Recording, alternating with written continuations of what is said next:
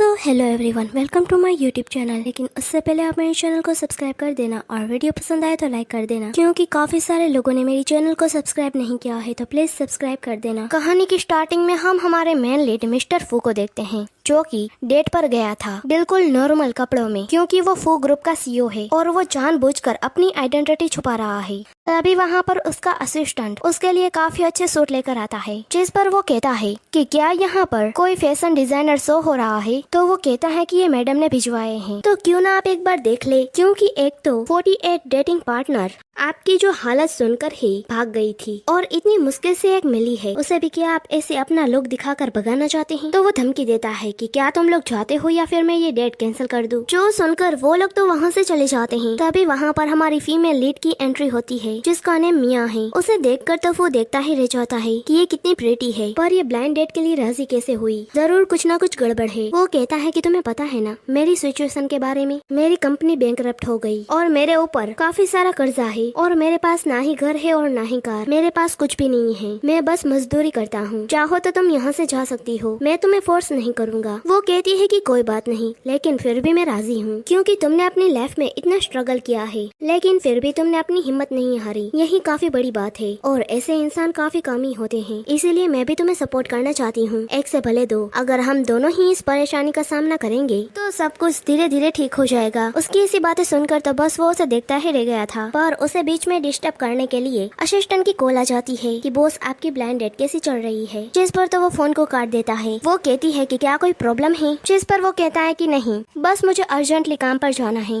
वो उसे सॉरी करती है कि सॉरी मैं तुम्हारे काम के बीच में आई, तो मुझे बताओ कि तुम किस जगह पर काम करते हो, मैं तुम्हें वहाँ तक छोड़ देती हूँ। ये कहकर वो आगे आगे जाने लगती है और पीछे से उसका पैर टकरा जाता है। वो तुरंत अपने असिस्टेंट को कॉल करता है। वो उसे कहता है कि मुझे नजदीक में कंस्ट्रक्शन साइट ढूंढो। फिर वो उसे अपनी काम की जगह पर छोड़ देती है। वहाँ पर तो वो भी खड़े खड़े सोच रहा था कि करना क्या है, क्योंकि उसे थोड़ी ना ये सारा काम आता था। फिर भी वो अंदर चला जाता है। फिर दोपहर को जब वो बाहर आता है तो उसकी हालत खराब हो गई थी, जहाँ पर मिया उसके लिए टिफिन लेकर आती है। वो कहती है कि तुम थक गए होगे, चलो खाना खा लो। वो लोग एक बेंच पर बैठते हैं और वो खाना खाने लगता है, क्योंकि उसे सच में काफी भूख लगी थी। वो कहती है कि हम भी बाकियों की तरह लाइफ जी सकते हैं, हम साथ मिलकर बाहर जा सकते हैं और मैं तुम्हारे लिए खाना बनाऊंगी बिल्कुल एक वाइफ की तरह, ऐसे ही हम अपनी फैमिली स्टार्ट कर सकते हैं। जिस पर वो शौक, यहाँ पर तो वो उसकी पीठ पीछे हाथ चलाने लगती है और कहती है कि तुम ठीक हो ना, जिस पर वो तो उसे देखता ही रह जाता है और कहता है कि ठीक है चलो हम वेडिंग कर लेते हैं। जिसके बाद दोनों ही वेडिंग सर्टिफिकेट निकाल लेते हैं। वो कहती है कि मुझे अभी भी यकीन नहीं हो रहा कि मैंने वेडिंग कर ली है। जिस पर वो कहता है कि तुम चिंता मत करो, मैं तुम्हें कभी रिग्रेट नहीं करने दूंगा। जिस पर वो कहती है कि किसने कहा कि मुझे रिग्रेट होगा, चलो हम घर चलते हैं। जो सुनकर तो वो शौक, वो फौरन से असिस्टेंट को छोटा सा घर ढूंढने का ऑर्डर देता है, लेकिन वो छोटा घर किसी महल से कम नहीं था। जिसे देखकर तो वो सोचता है कि शायद से मैंने किसी गलत आदमी को काम पर रख दिया है। मैंने उसे छोटा सा घर ढूंढने को कहा था, पर ये तो काफी बड़ा है, बिल्कुल महल जितना। यहाँ पर तो मैं कहती है कि ये घर तो काफी ज्यादा बड़ा है, तो क्या ये तुम्हारा घर है? लेकिन तुमने तो कहा था ना कि तुम्हारी कंपनी तो बैंकरप्ट हो गई है। जिस पर वो कहता है कि मैंने ये किराए पर लिया है। तो वो कहती है कि यहाँ पर किराए पर रहना पागलपन से कम नहीं है, क्योंकि इसका रेंट काफी ज्यादा होगा और हमें इस टाइम पर पैसों की बचत करनी चाहिए, क्योंकि इतनी तुम्हारी सैलरी भी नहीं होगी जितना तुम इसका रेंट देते हो। वो कहता है कि मेरे पास कुछ बचे कुछ पैसे हैं। वो कहती है कि चलो हम यहाँ से चलते हैं, तुम इस घर को आज ही खाली कर देना। ये कहकर उसे वहाँ से ले जाने लगती है, पर तभी उसे रास्ते में उसकी सिस्टर यानरो मिलती है, जो कहती है कि तुम यहाँ पर क्या कर रही हो? क्या फिर से तुम मेरे बॉयफ्रेंड को छीनना चाहती हो, जिसका नेम पेंग है और वो फू ग्रुप में ही काम करता है। जिस पर मिया कहती है कि क्या तुम अंधी हो, मैं ऑलरेडी मैरिड हूँ, इसीलिए तुम ऐसा सोचना बंद कर दो। तो वो कहती है कि क्या तुम सच में इस लूजर से वेडिंग कर ली है, जिसकी कंपनी बैंकरप्ट हो गई है? क्या तुम अपने एक्स बॉयफ्रेंड को भुलाने के चक्कर में गलती कर दी इससे वेडिंग करके? वो कहती है कि मुझे कोई भी रिग्रेट नहीं है, क्योंकि मेरा हस्बैंड काफी हार्ड वर्किंग है और काफी काइंड हार्टेड है। तो वो कहती है कि मेरे बॉयफ्रेंड ने तो न्यू विला बाय किया है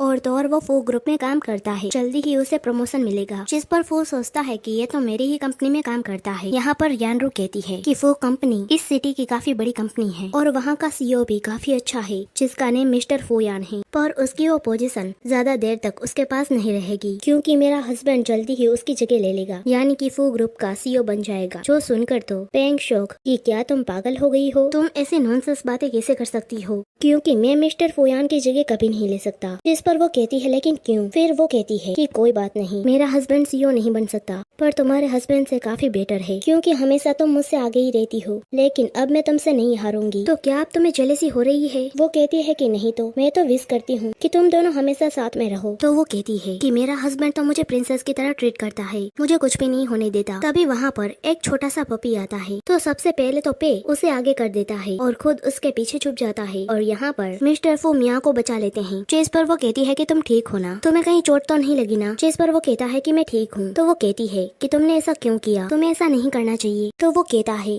कि मैंने तुम्हें प्रॉमिस करा था कि तुम्हें कभी रिग्रेट नहीं होगा, क्योंकि तुम मेरी वाइफ हो और तुम्हें प्रोटेक्ट करना मेरा काम है। जो देखकर तो यहाँ पर यानरू को गुस्सा आ गया था, और वो पे पर गुस्सा करती है कि आखिर तुमने मुझे आगे क्यों किया। तो वो डरपोक कहता है कि अगर मुझे चोट लग जाती तो काम पर कौन जाएगा, ऊपर से तुम्हें मेरा ख्याल भी रखना पड़ेगा। तो उसे भी उसकी बात सही लगती है, और वो उन लोगों से कहता है कि हाँ, मेरा हस्बैंड सही कह रहा है, क्योंकि वो तुम्हारे हस्बैंड जितना फ्री तो नहीं है ना, क्योंकि उसे काफी काम होते हैं, क्योंकि मेरा हस्बैंड तो काफी पावरफुल है और तुम्हारा हस्बैंड बिल्कुल यूजलेस है। तुम उसे छोड़ दो, अगर चाहो तो तुम मेरी नौकरानी बन सकती हो, लेकिन तुम्हें उसके लिए घुटने पर बैठकर मुझसे रिक्वेस्ट करना होगा। जिस पर तो फू गुस्से से उसे कुछ बोलने वाला था, तो मिया उसे कहती है कि तुम इसके मुंह मत लगो, चलो हम घर चलते हैं। तो पीछे से वो उस पर चिल्लाती है, चलो हम भी घर चलते हैं, और फिर कहती है कि मिया, इस लाइफ में तो हमेशा मैं तुमसे आगे रहूंगी। दूसरी तरफ वो किसी को कॉल करता है कि जब हम वहाँ पर पहुँचे तब तुम उस ग्रीन हाउस का काफी कम रेट बताना, और कहना कि इसका घर मालिक अब्रॉड चला गया है, और मेरी आइडेंटिटी उसके सामने रिवील मत करना। अगर कोई भी मिस्टेक हुई तो इस बार अपना रिजाइन लेटर तैयार रखना। दूसरी तरफ वो भी अपनी तरफ से एक अच्छा सा घर ढूंढने की कोशिश कर रही थी, और कह रही थी कि वो जगह काफी साफ सुथरी होनी चाहिए ताकि मेरा हस्बैंड वहाँ पर कंफर्टेबल हो सके। जो सब वो भी सुन रहा था। जब वो पीछे मुड़ती है तो वो डर जाती है। वो उसे कहता है कि तुम काफी अच्छी हो, मेरी कितनी फिक्र करती हो, पर तुम चिंता मत करो, मुझे एक ऐसी जगह पता है जो तुम कह रही थी वैसे ही है। तो वो कहती है कि ठीक है, हम चलते हैं। फिर वो उसे वहीं घर पर ले जाता है, जिसे देखकर तो वो काफी खुश हो गई थी कि $100 में ये जगह काफी बड़ी है। जिस पर वो कहता है कि अगर ये तुम्हें इतना ही पसंद है तो हम बाद में इसे बाय कर लेंगे। वो कहती है कि मुझे इसकी फिक्र नहीं है, क्योंकि हम दोनों एक दूसरे से प्यार करते हैं, तो मुझे कोई भी घर चलेगा, बस वहाँ पर तुम मेरे साथ होने चाहिए। वैसे भी अब मुझे काम पर जाना है, तो तुम मेरा वेट करना, मैं आकर तुम्हारे लिए डिनर बना दूंगी। दूसरी तरफ वो लोग एक होटल में बैठे हुए थे, जहाँ पर मिया भी काम करती है। वो जब वहाँ पर पहुँचती है तो मैनेजर उसे डांटता है कि तुम इतना लेट कैसे हो गई, जिस पर वो सॉरी करके अपने काम पर लग जाती है। दूसरी तरफ यानरू ने उसे देख लिया था, वो समझ जाती है कि वो यहाँ पर ही काम करती है। वो पे को कहती है कि वेडिंग की डेट मैं डिसाइड करूंगी। फिर वो अपने डैड को कॉल करती है और कहती है कि डैड, हमने आज ही वेडिंग करने का प्लान किया है और हम होटल क्रेस में वेडिंग कर रहे हैं, तो आप चाहो तो सभी रिश्तेदारों को कॉल कर सकते हैं। और जहाँ तक रही बात मेरी सिस्टर की, उसे तो मैं पर्सनली इनवाइट करूंगी।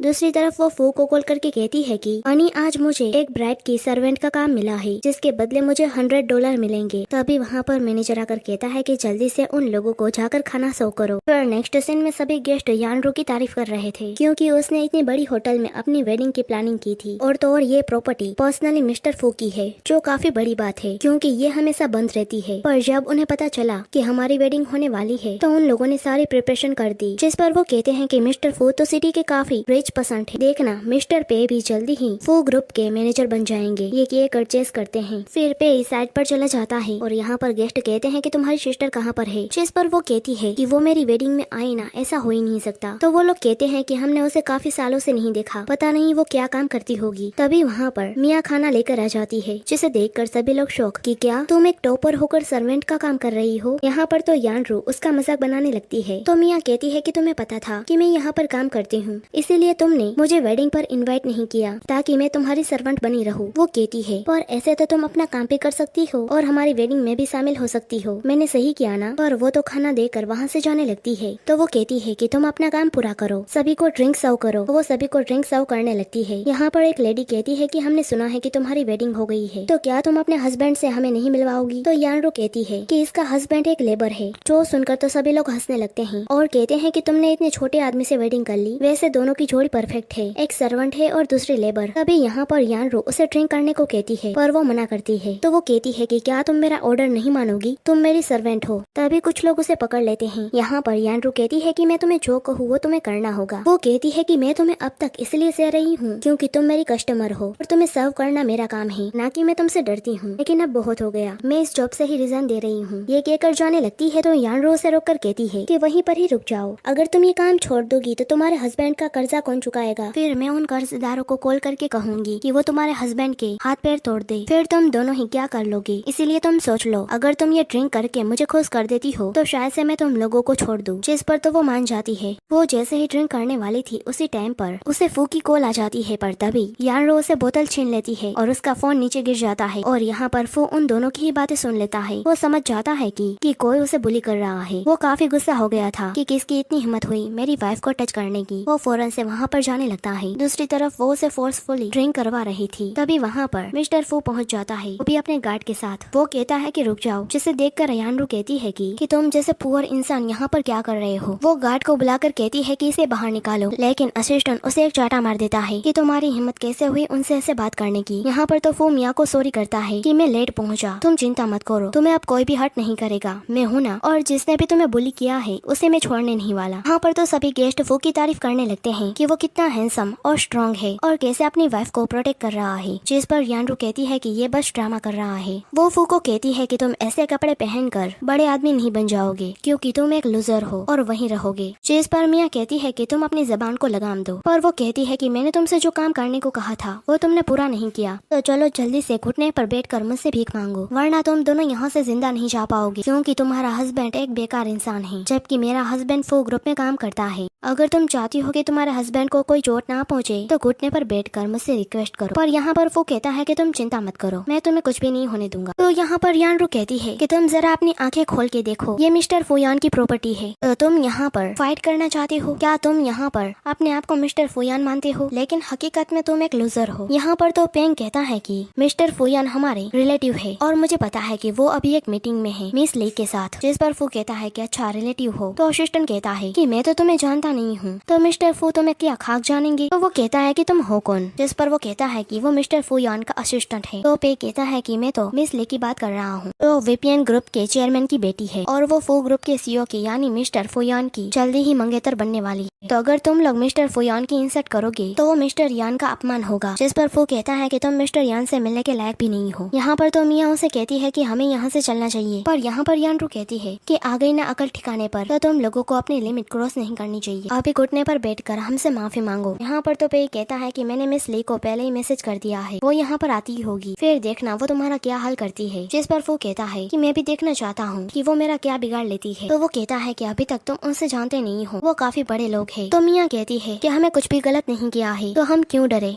तो यानरू कहती है कि तुम लोगों की गलती ये है कि तुम्हारे हस्बैंड ने हमारी बात नहीं मानी, तो इसलिए अब तुम लोगों को ये भुगतना पड़ेगा। तो वो कहता है कि मैं भी देखना चाहता हूँ कि जब उन लोगों को पता चलेगा कि तुम मिस्टर फू का नेम यूज कर रहे हो तो वो तुम्हारे साथ क्या करेगी। इस पर यानरू कहती है कि तुम लोगों का बहुत हो गया। वो गार्ड को बुलाने लगती है कि इन्हें बाहर निकालो, पर मिया कहती है कि मेरे हस्बैंड को टच मत करना। तो यानरू कहती है कि ठीक है, फिर इन दोनों के हाथ पैर तोड़ दो। तभी वहाँ पर मिस ली आ जाती है, जो आकर पे को कहती है कि फर्स्ट तुम्हारा प्रमोशन हो गया है, सेकेंड तुम्हारी वेडिंग के लिए बधाई हो, और थर्ड मेरे डैड ने अपना कॉन्ट्रैक्ट कुछ टाइम तक और बढ़ा दिया है, जो तुम्हारा वेडिंग गिफ्ट है। जो सुनकर तो वो उन्हें थैंक्स करता है। तो यहाँ पर मिस्टर फू कहता है कि अच्छा तुम हो मिस्टर फुयान की मंगेतर, तो क्यों ना तुम उसे कॉल कर यहाँ पर बुला लो। यहाँ पर तो मिस ली ने अभी तक मिस्टर फू को नहीं देखा था, इसलिए वो कहती है कि अच्छा अगर मैंने उसे बताया तो वो तुम्हें सिटी से बाहर फेंक देगा, फिर तुम्हें कहीं काम नहीं मिलेगा। जो सुनकर पे कहता है कि तुमने सुना ना, अगर तुमने मिस ली को नाराज किया तो तुम्हें कचरा उठाने का भी काम नहीं मिलेगा। और यहाँ पर यानरू कहती है कि पता है ना, अभी तुम लोगों को काफी सारा कर्जा चुकाना है,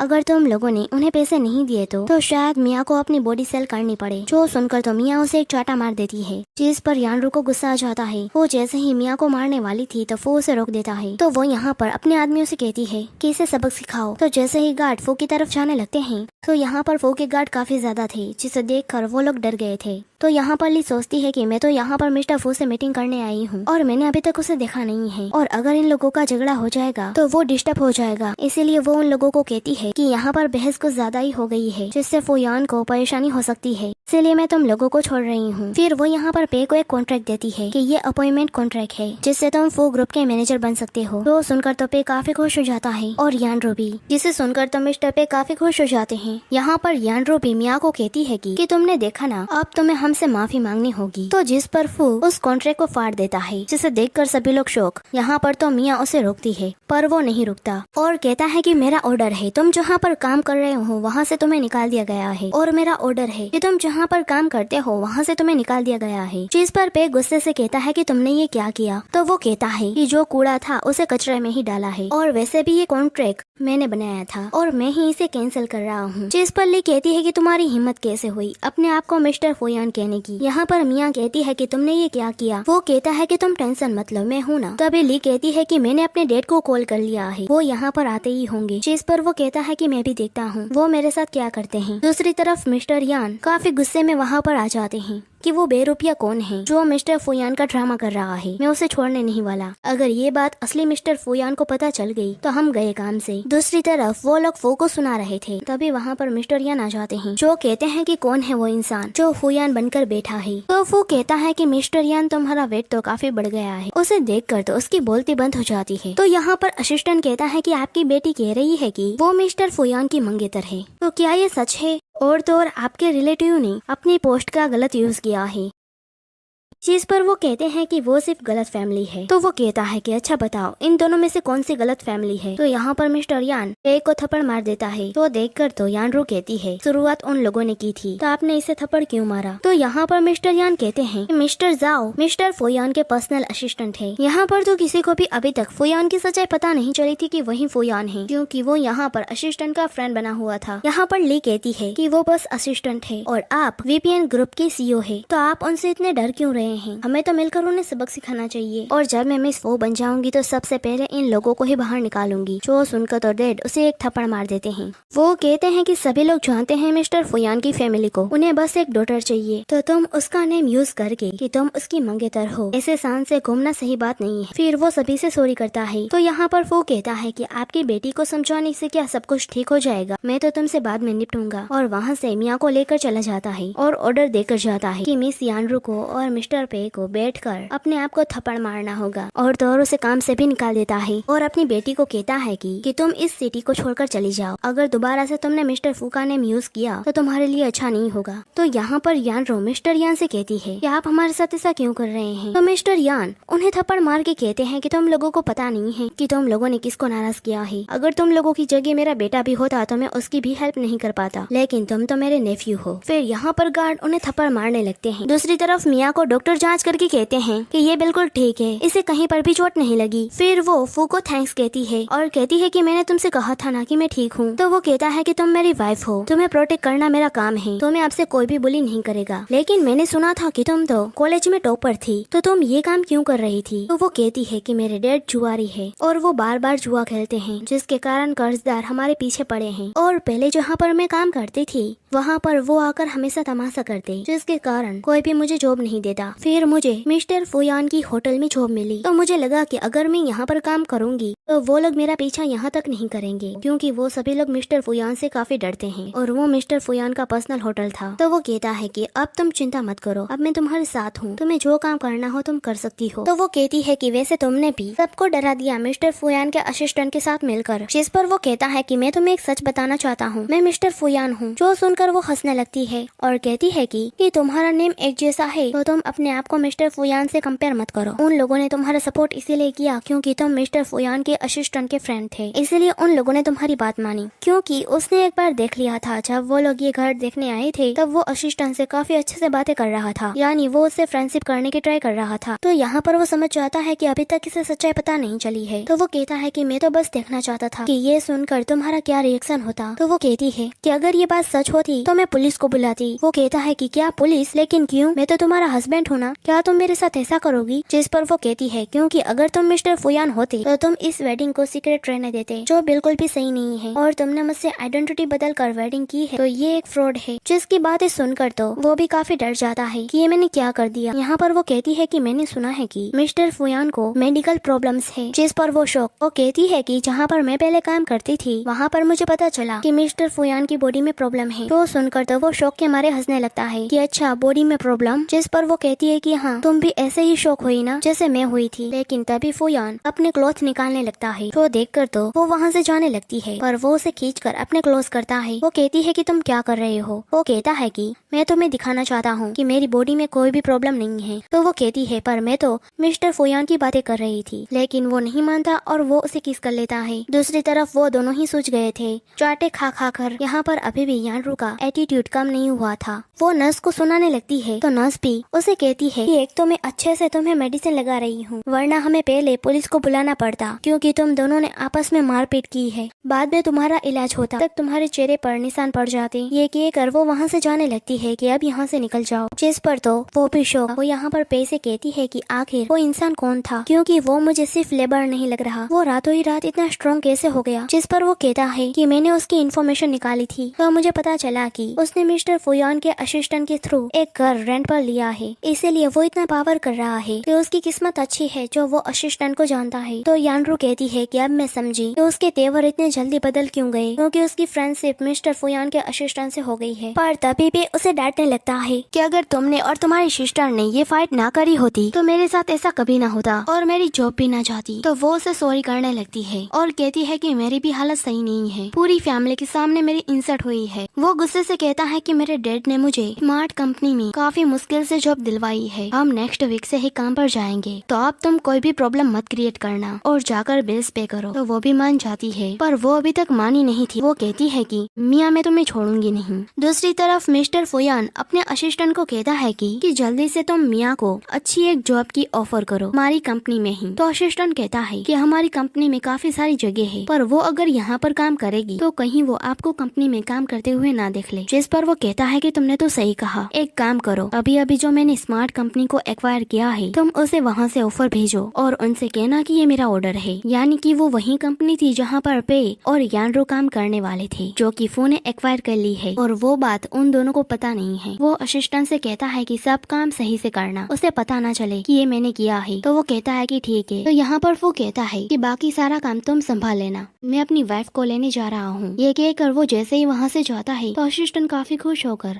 उसकी ग्रैंडमा को कॉल करता है और कहता है कि मिस फू और मिस्टर फुयान दोनों ही क्लोज आ रहे हैं, लगता है कि बेबी होने में ज्यादा टाइम नहीं है। दूसरी तरफ वो जब घर जाता है तो कहता है क्या तुम इतनी जल्दी काम से आ गई और मेरे लिए इतना सारा खाना बनाया, क्या कोई गुड न्यूज है? तो वो कहती है कि मुझे एक स्मार्ट कंपनी में जॉब मिल गई है। जिस पर तो वो उसे विश करता है, पर वो तो काफी खुश थी। तो वो कहता है क्या तुम जॉब के कारण इतना खुश हो? जिस पर वो कहती है कि नहीं, क्योंकि तुम मेरे साथ हो इसीलिए। क्योंकि जब मैं छोटी थी तो मेरे डैड ने मुझे कंट्री साइड छोड़ दिया, वो भी अकेले। तब मेरे साथ कोई भी नहीं था जिससे मैं अपनी फीलिंग शेयर कर पाऊँ, इसीलिए अब मुझे ये घर एक घर जैसा फील होता है। तो वो कहता है कि मुझे भी। तो वो कहती है कि वेडिंग को इतने दिन हो गए, हम तुम्हारे पेरेंट्स से अब तक मिलने नहीं गए हैं। तो वो सैड हो जाता है। तो वो कहती है कि क्या कुछ हुआ है? तो वो कहता है कि मेरे पेरेंट्स की डेथ हो गई कार एक्सीडेंट के कारण, मुझे सिर्फ अपनी ग्रैंडमा ने पाला है, वही मेरी फैमिली थी। तब से मेरी एक विश थी कि मेरी भी एक फैमिली हो। तो वो उसे सॉरी करती है कि मैंने तुम्हें अपनी पेनफुल मेमोरी याद दिला दी, पर तुम चिंता मत करो, मैं हूँ ना, मैं तुम्हारी फैमिली बनूंगी। जिस पर वो कहता है कि मैं भी। फिर वो कहती है कि हम ग्रैंडमा से कब मिलने जाएंगे? जिस पर वो शौक, वो सोचता है कि अगर मैं इसे ग्रैंडमा से मिलाने ले गया तो वो काफी खुश हो जाएंगी और उस पर गिफ्ट की बारिश कर देगी, और वो भी काफी एक्सपेंसिव गिफ्ट की। तो मेरा सीक्रेट रिवील हो जाएगा। इसीलिए वो बहाने दे देता है कि ग्रैंडमा तो बाहर गई है, वो अभी वापस नहीं आएगी। वो कहती है कि ठीक है, फिर जब वो आएगी तब हम उनसे मिलने जाएंगे। ये कहकर वो किचन में चली जाती है। तो यहाँ पर वो कहता है कि तुम सबसे ज्यादा मेरे लिए इम्पोर्टेंट हो, तुम्हें प्रोटेक्ट करना ही मेरा काम है। फिर वो स्मार्ट कंपनी के डायरेक्टर को कॉल करता है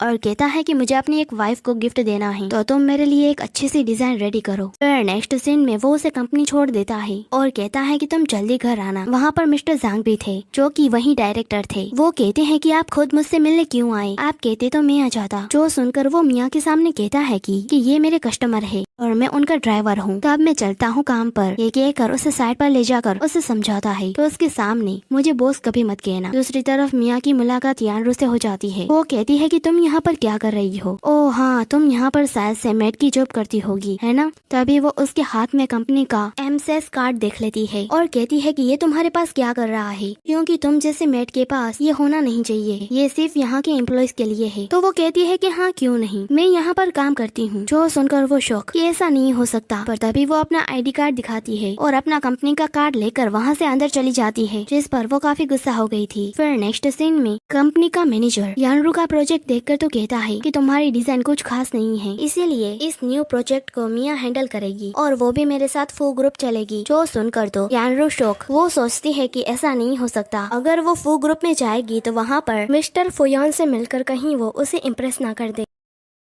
तो वो उसके लिए काफी अच्छा रहेगा। तो वो मैनेजर से कहती है कि मेरा प्रोजेक्ट मियाँ से काफी बेटर है, प्लीज मुझे एक चांस दे दीजिए। ये कहकर वो अपना दूसरा प्रोजेक्ट दिखाती है। जो देखकर वो कहते हैं कि हाँ ये सही है, तो तुम ये प्रोजेक्ट करोगी। तो वो खुश होकर मियाँ को धकेल कर वहाँ से जाने लगती है। फिर नेक्स्ट सीन में यानरू कुछ एम्प्लॉयज की बातें सुनती है। वो कहते हैं कि मैनेजर ने उस गर्ल को काफी अच्छे से फंसाया है, उसे क्या पता कि ये प्रोजेक्ट मिस्टर फू अपनी वाइफ के लिए प्रिपेयर कर रहे हैं। अब वो बलि का बकरा बन गई है, अगर वो जीती तो उसके लिए अच्छा होगा, पर अगर वो हारी तो उसके लिए काफी बुरा होगा। तो एक गर्ल कहती है कि क्या वो मिस्टर फू को इम्प्रेस करना चाहती है, क्या उसे पता नहीं है कि मिस्टर फू की ऑलरेडी एक वाइफ है। देखना, अगर उसने मिस फू को हर्ट किया तो उसका फ्यूचर तो खत्म समझो। जो सुनकर तो फौरन से वो अपना प्रोजेक्ट मियाँ को देने के लिए जाने लगती है और कहती है कि तुम्हें मैनेजर के साथ प्रोजेक्ट को एक्सप्लेन करने जाओ। तो वो कहती है लेकिन ये तुम्हारा प्रोजेक्ट है, तो मैं इसे एक्सप्लेन कैसे कर सकती हूँ? तो वो कहती है कि आज मेरी तबीयत ठीक नहीं है, अगर चाहो तो तुम मेरे बदले अपना प्रोजेक्ट ले जा सकती हो। तो यहाँ पर मैं उसे कहती है कि तुम काफी गैर जिम्मेदार हो। तो वो कहती है कि अगर तुम ये काम नहीं करोगी तो मैं तुम्हें जॉब से निकाल दूंगी। फिर नेक्स्ट सीन में मैनेजर काफी गुस्सा हो रहे थे कि लास्ट मोमेंट में उसने मुझे अकेला छोड़ दिया, पर तुम सब कुछ अच्छे से हैंडल कर लेना। लेकिन वो खुद ज्यादा इतनी नर्वस थी, इसीलिए वो फू को मैसेज करती है कि आज मुझे अपना प्रोजेक्ट सभी को दिखाना है और उसे एक्सप्लेन करना है, लेकिन मैं काफी नर्वस हूँ। दूसरी तरफ हमें पता चलता है कि फू जो गिफ्ट मियाँ को देना चाहता था, उसी गिफ्ट की डिजाइन मियाँ रेडी कर रही थी। यहाँ पर डायरेक्टर कहता है कि डिजाइन रेडी हो गई है, जिस पर वो थैंक्स कहता है। तो वो लोग कहते हैं कि आप अपनी वाइफ से कितना प्यार करते हैं, पता नहीं था कि एक गर्ल आपका दिल जीत लेगी, और अगर आप उसे इतना अच्छा गिफ्ट देंगे तो आप भी उसका दिल जीत लेंगे, क्योंकि हमने डिजाइन काफी अच्छे से रेडी की है। जो सुनकर तो फू कहता है तो मुझे तो अपने फू ग्रुप के सारे प्रोजेक्ट आपको ही देने होंगे। जो सुनकर तो डायरेक्टर काफी खुश हो जाता है। तभी फू मियाँ को कॉल करने लगता है, जिसकी आवाज नजदीक से ही आ रही थी, क्योंकि वो लोग बाहर ही खड़े थे उसके ऑफिस के। वो सोचता है कि इसकी रिंग तो बिल्कुल मेरी वाइफ जैसी है। यहाँ पर मैनेजर मियाँ को डांटता है कि तुम्हें अपना फोन साइलेंट पर कर लेना चाहिए। जो सुनकर वो फौरन से कॉल काट देती है। तभी डायरेक्टर कहता है कि क्या मैं उस डिजाइन को अंदर ले आऊँ? तो वो हाँ कहता है। फिर जैसे ही यहाँ अंदर आती है तो उसे देखकर शौक रह जाती है कि हनी तुम यहाँ पर क्या कर रहे हो? तो वो कहता है कि तुम क्या कर रही हो? तो वो कहता है कि ये तो मुझे तुमसे पूछना चाहिए, क्योंकि मैं तो अपना प्रोजेक्ट देने आई हूँ, लेकिन अब तुम ये मत कहना कि तुम्हें मिस्टर फुयान हो। तो वो फौरन से खड़ा हो जाता है कि नहीं नहीं, मैं फुयान नहीं हूँ, मैं तो इनके कहने पर यहाँ पर आया हूँ, क्योंकि वो चाहते हैं कि मैं उन्हें वापस ले जाऊँ। जिस पर तो मिस्टर जोंग यानी डायरेक्टर शौक वो उसे आग दिखाता है, तो वो भी हामी भर देता है कि हाँ सही कहा। तो वो कहती है अच्छा ये बात है, तो अब मैं ये प्रोजेक्ट कैसे दूँ? तो फू फौरन से उसके डिजाइन को देखने लगता है और कहता है कि ये तुमने रेडी किया है? जिस पर वो हाँ कहती है। वो कहती है कि मैंने सुना है कि मिस्टर फुयान इसे अपनी वाइफ को गिफ्ट करना चाहते हैं, लेकिन मुझे पता नहीं है उन्हें ये पसंद आएगी या नहीं। तो वो कहता है कि जरूर आएगी, क्योंकि ये काफी प्यारी डिजाइन है। जो देखकर तो मैनेजर काफी एम्बेरेस हो गया था कि मुझे पता नहीं था कि वो मिस्टर फू की वाइफ है। मैंने ये क्या कर दिया? मिस्टर फू को ये गिफ्ट अपनी वाइफ को गिफ्ट करना था और मैंने मिस फू को ही ये प्रोजेक्ट दे दिया। ये कितनी एम्बेरेस बात है। तो यहाँ पर मियाँ कहती है कि हम मीटिंग स्टार्ट करें, जिसे देखकर तो फू कहता है कि मेरे ख्याल से लंच का टाइम हो गया है। तो मिस्टर जांग कहता है कि हाँ सही कहा, हमें काम से पहले खाना खा लेना चाहिए। तो वो कहती है कि थैंक यू डायरेक्टर। डायरेक्टर। फिर यहाँ पर फू अपनी वाइफ को लेकर वहाँ से चला जाता है। यहाँ पर डायरेक्टर सोचता है कि अगर ये सच में उसकी वाइफ है तो मुझे उन्हें खुश कर देना चाहिए। वो यान इम्प्रेस हो जाएगी तो मुझे प्रमोशन मिल सकता है। फिर नेक्स्ट सीन में यानरू सोचती है कि उसने अपना काम कंप्लीट कर लिया। भले ही मिस्टर फू ने उसे छोड़ दिया हो पर मैं उसे नहीं छोड़ूंगी। ये कहकर वो जानबूझकर उसके न्यू प्रोजेक्ट पर कॉफी गिरा देती है। वो उसे सॉरी करती है और कहती है कि ये तो तुम्हें आज ही सबमिट करना है ना, पर मैंने ये जानबूझकर किया। तो वो कहती है लेकिन तुम ऐसा क्यों कर रही हो? तो वो कहती है कि तुम्हें पता है मेरे हस्बैंड के अंकल यहीं पर ही काम करते हैं और यहाँ के डायरेक्टर है, तो मैं तुम्हारे साथ जो चाहूँ वो कर सकती हूँ। तो यहाँ पर वो कहती है कि तुम अपनी पावर का गलत यूज करती हो, लेकिन वो नहीं मानती और वो उसे सुनाने लगती है। तभी वहाँ पर मिस्टर जांग आ जाता है क्योंकि वही डायरेक्टर था और वो उसका अंकल था। वो फौरन से यानरू को चाटा मार देता है क्योंकि उसे तो पता था कि मिया कौन है। वो तो उसे जॉब से ही निकाल देता है। तो वो कहती है कि आप मुझे जॉब से क्यों निकाल रहे हैं? तो वो कहते हैं कि तुम अभी भी मुझसे ये पूछने की कोशिश कर रही हो। वो गार्ड को ऑर्डर देता है कि इसे बाहर निकालो और तभी वहाँ पर पे आ जाता है जो कहता है कि यहाँ पर क्या हो रहा है। तो अंकल उसे भी उसके साथ जाने को कहता है और कहता है कि अपनी वाइफ से ही पूछना कि उसने क्या किया है। फिर मिस्टर जांग मिया से सॉरी करते हैं उन लोगों की तरफ से और कहते हैं कि ऐसा दोबारा नहीं होगा। फिर नेक्स्ट सीन में डैड यानरू को चाटा मारते हैं कि मैंने काफी रिक्वेस्ट की थी तब जाकर तुम लोगों को ये जॉब मिली थी, लेकिन फिर भी तुमने मिया को परेशान किया। तुम लोगों को पता है कि उसकी फिक्र कौन करता है? तो यहाँ पर यानरू कहती है कि कौन है वो इंसान जिससे आप लोग इतना डर रहे हैं और उसकी साइड ले रहे हैं। तो डैड कहते हैं कि मुझे मिस्टर जाओ ने बताया कि वो मिस्टर फुयान के रिलेटिव है, तो हमें उसका फायदा उठाना चाहिए क्योंकि तुम उसकी सिस्टर हो। तुम हमेशा उससे बुली ही करती हो। तुम लोग काफी बदकिस्मत हो। यहाँ पर तो के कहता है कि क्या डैड हमें किसी और कंपनी में काम नहीं मिल सकता? तो डैड कहते हैं कि मिस्टर लू रिजाइन देने वाले हैं, तो मैंने तुम्हारी सिफारिश की है।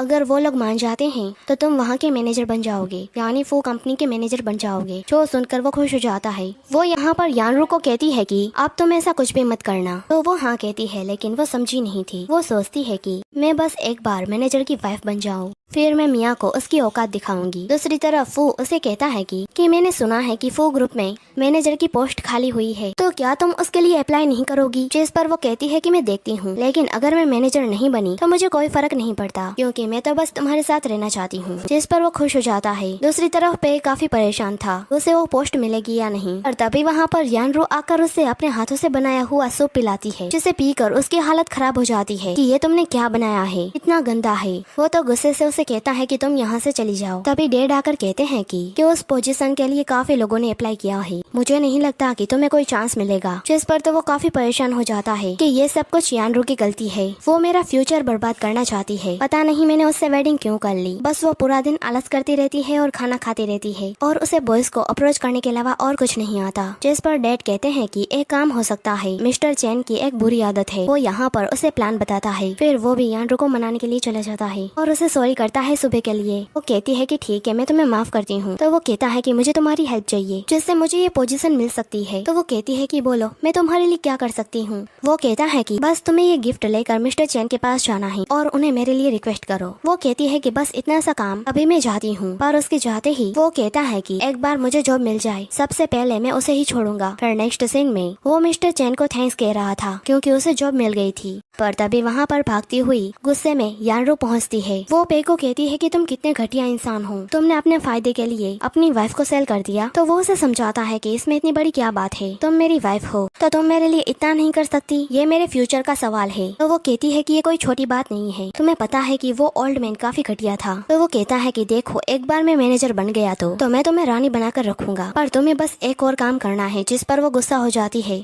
कि अब मैं तुम्हारे लिए कोई भी काम नहीं करूंगी। तो वो उसे लालच देता है कि अगर मैं मैनेजर बन गया तो सबसे पहले उस मिया को कंपनी से बाहर निकालूंगा और उसे काफी हर्ट करूंगा, ये मेरा प्रॉमिस है। जिस पर वो भी मान जाती है कि ठीक है, अपना वादा याद रखना। फिर नेक्स्ट सीन में जब मिया मीटिंग में जा रही थी पर जानबूझकर एक गर्ल उस पर कॉफी गिरा देती है जिसके कारण उसकी ड्रेस गंदी हो जाती है। तो वो गर्ल उसे सॉरी करती है और कहती है कि मेरे पास एक न्यू ड्रेस है। ये कहकर वो उसे एक ड्रेस देती है। दूसरी तरफ पे सभी को स्पीच दे रहा था और तभी वो कुछ फोटोज दिखाता है जो कि यानरू की थी और उसने सेम ड्रेस पहनी थी कि मिस मिया जुआ खेलती है, इसीलिए उसके कारण उसे हमेशा कंपनियों से निकाला जाता है। लेकिन फिर तो उसने हाथ पार कर दी। वो रात को चोरी चुपके से कंपनी में एंटर करती है। कहीं वो हमारे सीक्रेट डॉक्यूमेंट के साथ कोई छेड़छाड़ तो नहीं कर रही होगी ना, जो कि हमारी कंपनी के लिए अच्छा नहीं है। पर मैंने उसे पकड़ लिया है, इसीलिए ही मैं इस पोजीशन के लिए अप्लाई कर रहा हूँ ताकि हमारी कंपनी में ऐसी कोई भी गड़बड़ ना हो।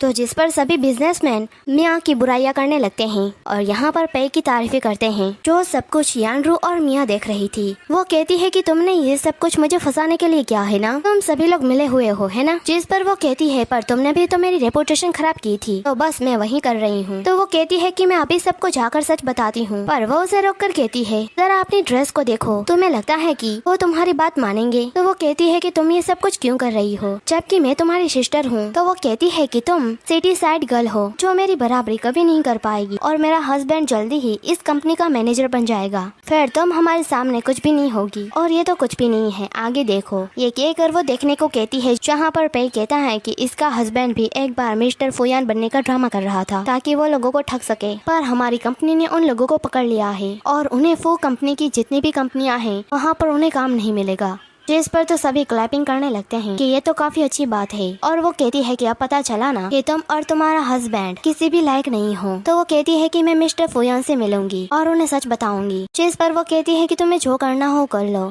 हमारे पास प्रूफ है। दूसरी तरफ वो सभी लोगों को एक कॉन्ट्रैक्ट दिखाता है। वो कहता है कि अगर आप लोग मेरी बात से एग्री करते हैं तो आप लोगों को इस पर सिग्नेचर करना है। पर तभी वहाँ पर मिस्टर फू आ जाता है। तो यहाँ पर पे कहता है कि ये तो वही धोखेबाज है जो मिस्टर फुयान बनने की एक्टिंग कर रहा था, इसे गिरफ्तार कर लो। पर सभी लोग तो खड़े होकर उन्हें ग्रेट करने लगते हैं और कहते हैं कि मिस्टर फुयान आप यहाँ पर। जिस पर वो शौक की क्या ये मिस्टर फुयान है। तभी असिस्टेंट असली फोटोज दिखाते हैं जिसमें यानरू की फोटोज थी। यहाँ पर वो कहता है कि तुम मैनेजर बनने के लिए तुमने इतना बड़ा प्लान बनाया और मेरी वाइफ को फंसाया, पर मैं सीईओ हूँ तो उसके नाते मैं तुम्हें इस कंपनी से निकालता हूँ और तुम्हें ब्लैक लिस्ट में डाल देता हूँ। जिस पर तो वो सॉरी करने लगता है कि मुझसे गलती हो गई है, पर वो गार्ड को कहता है कि इन्हें बाहर निकालो। तो सब देखकर तो यानरू और मिया भी शौक रह गए थे कि उसने मुझसे झूठ बोला। दूसरी तरफ असिस्टेंट कहता है कि अच्छा हुआ कि मिस यहाँ पर नहीं है, अगर उन्हें आपकी सच्चाई पता चल जाती तो वो काफी सैड हो जाती। तो वो कहता है कि तुम सबको ऑर्डर दे दो कि वो अपना मुंह बंद रखे ताकि वो हट ना हो। असिस्टेंट की जाते ही वो जैसे ही पीछे मुड़ता है तो वहाँ पर मिया खड़ी हुई थी जो कहती है कि तुम यहाँ पर क्या कर रहे हो। तो वो उसे झूठ बोलने लगता है कि मैं तो तुम्हें लेने आया हूँ, पर वो कहती है कि अब तो बस करो झूठ बोलना मिस्टर फुयान। जिस पर वो कहता है मैं तुम्हें समझाता हूँ। तो वो कहती है कि तुम मुझे क्या समझाओगे और तो और तुमने मुझसे अपनी आइडेंटिटी क्यों छुपाई थी और झूठ बोलकर मुझसे वेडिंग क्यों की थी। क्या तुम्हें शर्म आ रही थी कि मैं गरीब हूँ इसलिए कहीं तुम्हारे पैसे हड़प ना लूं। जिस पर वो उसे हकर के कहता है कि ऐसा नहीं है, मैं कसम खाता हूँ मैंने ऐसा कुछ भी नहीं सोचा। लेकिन वो रोने लगती है और तभी उसे चक्कर आने लगते हैं। जिस पर वो कहता है कि तुम ठीक हो,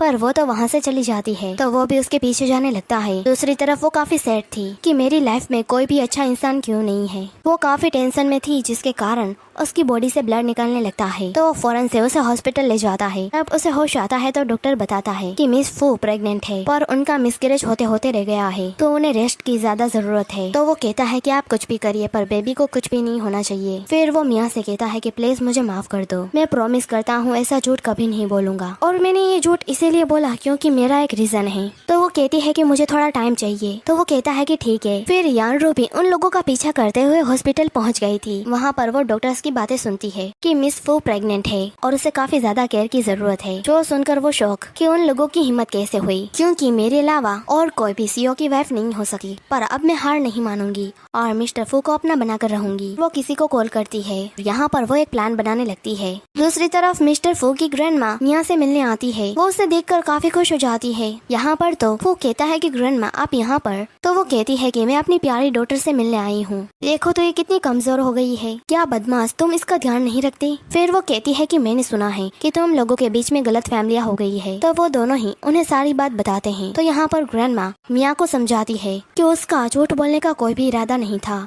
पर उसने पहले जितनी भी गर्ल्स को डेट किया था वो उसके पीछे पैसों के लिए ही पड़ी थी और तो और उन लोगों ने फू को चीट भी किया था, इसीलिए उसने ये पुअर होने का ड्रामा किया। इसके अलावा और कोई रीजन नहीं है। यहाँ पर वो भी कहता है कि हाँ मैं प्रॉमिस करता हूँ मैं तुमसे झूठ कभी नहीं बोलूंगा। जिस पर वो कहती है कि ठीक है मैं ग्रैंडमा की खातिर तुम्हें एक चांस देती हूँ। जो सुनकर वो काफी खुश हो जाते हैं। पर तभी उसके पेट में पेन होने लगता है। तो ग्रैंडमा कहती है कि ये काफी कमजोर है, इसका ख्याल रखो। जिस पर तो मैं स्माइल करती है। पर तभी उसे अपनी डेट की कॉल आती है। वो उनसे बात करती है और जैसे ही कॉल काटती है तो यहाँ पर फू कहता है कि किसकी कॉल थी। तो वो कहती है कि मेरे डैड की। उन्होंने कहा है कि उनके पैरों में चोट लग गई है और वो चाहते हैं कि मैं उनका ध्यान रखूं। जिस पर ग्रैंडमा कहती है कि तुम्हारी हालत अभी ठीक नहीं है। वो फू को कहती है कि तुम वहाँ पर जाकर चेक करो, अगर उनकी हालत काफी सीरियस है तो उन्हें यहाँ पर एडमिट कर दो। वो कहता है कि ठीक है। फिर वो डैड के घर जाता है जहाँ पर ऑलरेडी यानरू बैठी हुई थी। यहाँ पर फू समझ जाता है कि ये जरूर उसका ही प्लान होगा। वो कहता है कि मुझे पता है कि तुम मेरी वाइफ को झूठ बोलकर यहाँ पर बुलाई थी। अगर वो यहाँ पर आ जाती तो तुम उसे बोली करती, पर मैं ऐसा कभी नहीं होने दूंगा। ये कहकर जाने लगता है पर वो उसे पीछे से हक कर लेती है तो वो उसे धकेल देता है। यहाँ पर तो एक कैंडल जल रही थी जिसके कारण कोई भी इंसान बेहोश हो जाता है। वो यहाँ पर फू को कहती है कि असल में मैं तुम्हारी वाइफ बनने वाली थी, पर मुझे पता चला कि तुम बैंकरप्ट हो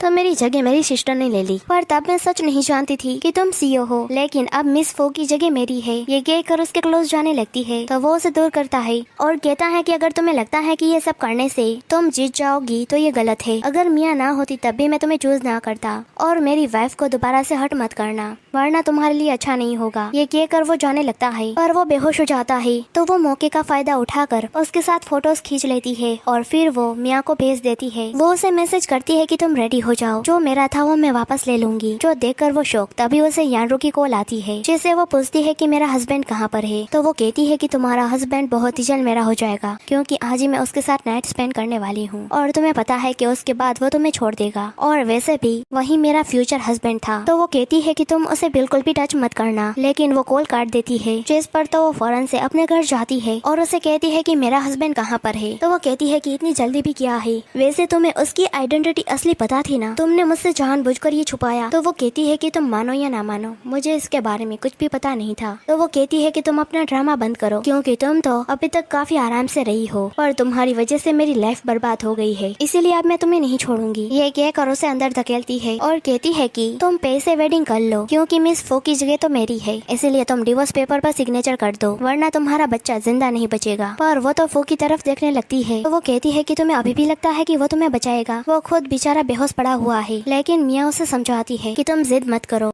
मैं सब कुछ भूल जाऊंगी, इसलिए इसे तुम यहीं पर ही रोक दो। पर वो नहीं मानती कि तुम्हारे कारण ऑलरेडी मैं बर्बाद हो चुकी हूँ। तुम्हें पता है कि पे को मैनेजर बनाने के लिए मुझे अपनी बॉडी सेल करनी पड़ी, जो कि तुम्हारा काम था, जो सब कुछ मैंने झेला है। तो यहाँ पर तो मियाँ चुपके से पुलिस को कॉल करने लगती है, जो वो देख लेती है। वो फोन को गुस्से से छीनकर उसे तोड़ देती है और उसे धकेल देती है और कहती है कि तुम्हें यहाँ पर बचाने कोई भी नहीं आएगा। वो जैसे ही उसे नाइफ मारने वाली थी, पर वहाँ पर पे आकर उसे रोक देता है। वो कहता है कि तुम ये क्या कर रही हो, पर यहाँ पर तो मियाँ नाइफ देकर बेहोश हो जाती है। यहाँ पर तो रुएन कहती है कि मैं अपनी सिस्टर के साथ खेल खेल रही हूँ। तो वो कहता है कि मैंने तुम्हें प्रॉमिस किया था कि मैं तुम्हारी हेल्प करूंगा, बताओ तुम्हारा क्या प्लान है। तो वो कहती है कि मिस्टर फोयान उसे काफी प्यार करते हैं, तो तुम इसका फायदा उठाओ, इससे तुम उसे ब्लैकमेल कर सकते हो और इससे तुम मैनेजर तो क्या बल्कि बोर्ड डायरेक्टर बन सकते हो। तो वो कहता है कि अगर मैंने उसे टच किया तो मिस्टर फो मुझे नहीं छोड़ेंगे। तो वो कहती है कि उसे तब पता चलेगा ना जब मियाँ उसे बताएगी, पर तुम भी उसे ब्लैकमेल करके उसका मुंह बंद कर देना और तुम्हारे पास ये लास्ट चांस है, तो तुम ही सोच लो,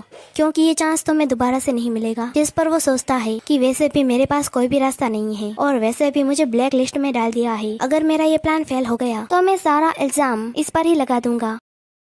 फिर वो सोचती है कि अगर फो ने अपनी वाइफ को किसी और के साथ देख लिया तो उसके लिए वो काफी बुरा होगा। दूसरी तरफ वो उसे बेड पर सुला देता है, तभी उसे होश आ जाता है। वो कहती है कि तुम यहाँ पर क्या कर रहे हो और यानरू कहाँ पर है। तो वो कहता है कि मैं भी उससे वेडिंग करके पछता रहा हूँ। तो वो कहती है कि मुझे तुम लोगों के पर्सनल मैटर में कोई भी इंटरेस्ट नहीं है, मुझे तो बस अपने हस्बैंड को बचाना है। पर वो उसे रोक कर कहता है कि तुम यहाँ से नहीं जा सकती, उस दिन वो तुम्हारी जगह ना होती तो आज तुम मेरी वाइफ होती। ये कहकर उसके क्लोज जाने लगता है। तो वो कहती है कि तुम क्या कर रहे हो। तो वो कहता है कि तुम्हारे हस्बैंड ने मुझे बर्बाद कर दिया है और तुम उसकी वाइफ हो, तो तुम्हें इसका कंपनसेशन करना होगा। जिस पर वो कहती है कि क्या यानरू ने तुम्हें रिश्वत दी है, मैं तुम्हें डबल पैसे दूंगी, मुझे जाने दो। तो वो कहता है कि अगर मैंने तुम्हें छोड़ दिया तो मिस्टर फो मुझे नहीं छोड़ेंगे। ये कहकर उसके साथ जबरदस्ती करने लगते हैं, पर वो उसके सिर पर एक चीज मार देती है और वहाँ से भागने लगती है। पर तभी यानरू सामने आकर उसे रोक लेती है। फिर दोनों ही उसे पकड़ लेते हैं और वो अपने आप को छुड़ाने की काफी ट्राई करती है, पर तभी वहाँ पर फू पहुँच जाता है, जो पे को किक मार के उससे दूर करता है और फिर अपने कोट से उसे कवर करता है और उसे हक कर लेता है। यहाँ पर तो यानरू शॉक कि ये इतनी जल्दी होश में कैसे आ गया। यहाँ पर तो फू से कहता है कि सॉरी, मैं तुम्हें प्रोटेक्ट नहीं कर पाया। वो कहती है कि इसमें तुम्हारी कोई गलती नहीं है।